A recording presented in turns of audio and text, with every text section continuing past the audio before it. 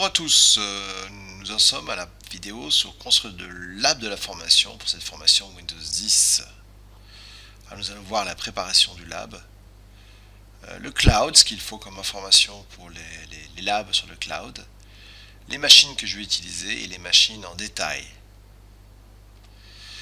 Alors pour ce lab, je vais utiliser tout simplement Hyper-V sous Windows 10. Alors, vous devez savoir que Hyper-V est disponible maintenant sous Windows 10 comme ça l'était sur Windows 8.1. Windows 8.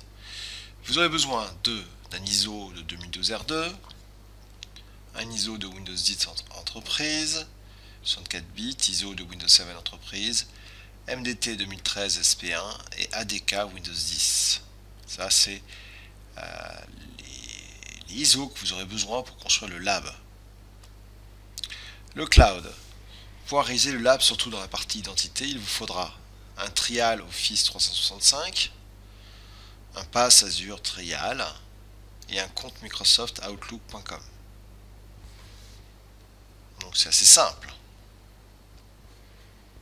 Pour le compte Outlook, par exemple, je me suis créé une adresse email. Donc si on va sur Outlook.com,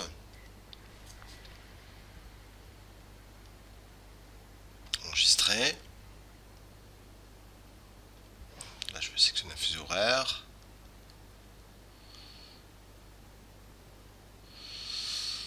Voilà. Enregistrer. Et je me suis créé un compte fabrice_sforza@yahoo.fr. Voyez. Donc vous, ce qu'il faudra faire, c'est évidemment vous créer un compte Outlook.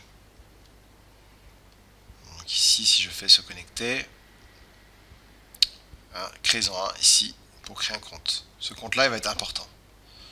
Ensuite, Office 365. Office 365.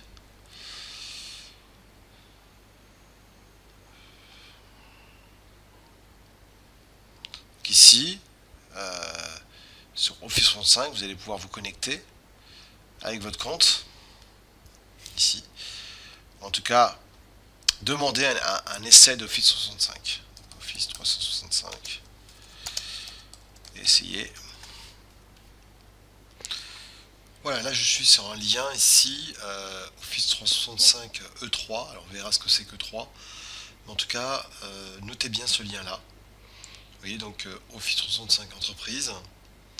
Et là, vers le bas, j'ai une option ici, essayer gratuitement. Donc c'est là, il faudra un compte Office 365. Et ensuite, il faudra avoir un pass Azure. Donc pass Azure. Ici. Et le pass Azure va vous donner en fait compte ici. Donc il suffira de mettre votre pays ici. Donc, par exemple ici je vais mettre France. Voilà. Ensuite de mettre un promo code ici. Donc, ça c'est un code ici. Donc évidemment vous n'aurez pas ce code ici. Ça c'est un code qui est donné par un revendeur.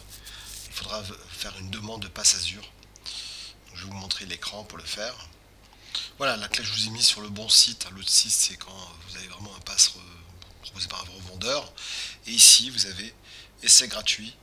Et en essayant gratuitement vous allez pouvoir démarrer maintenant. Et vous allez avoir un compte avec un crédit de 170 euros. Il suffira de mettre votre numéro de carte bleue. Et vous pourrez à n'importe quel moment arrêter évidemment votre demande de connexion Azure. Voilà, donc là c'est la page de Microsoft Azure. Donc vous aurez besoin également d'un compte Microsoft Azure, puisqu'à un moment donné nous allons intégrer Windows 10. Alors ça c'est une fenêtre que l'on a ici. Donc là je vais me déconnecter de mon compte, parce que c'est pas celui-ci. Voilà. Je vais me connecter avec le bon compte. Donc là on va juste refaire la demande. Voilà. Donc là c'est mon compte Outlook. Là j'ai un autre compte, c'est pour ça qu'il ne voulait pas. Voilà. Se connecter. Voilà, et là vous allez pouvoir demander votre passe Azure. Donc le temps de faire le temps de faire la formation, après, comme je l'ai dit, vous pouvez il va vous demander des cartes Visa et vous pourrez arrêter votre compte quand vous voulez, hein. Voilà, vous remplissez ici et ensuite vérification par carte ici. Hein, donc vous mettez votre téléphone, vous envoyez un message texte, on vérifie et après on fait s'inscrire.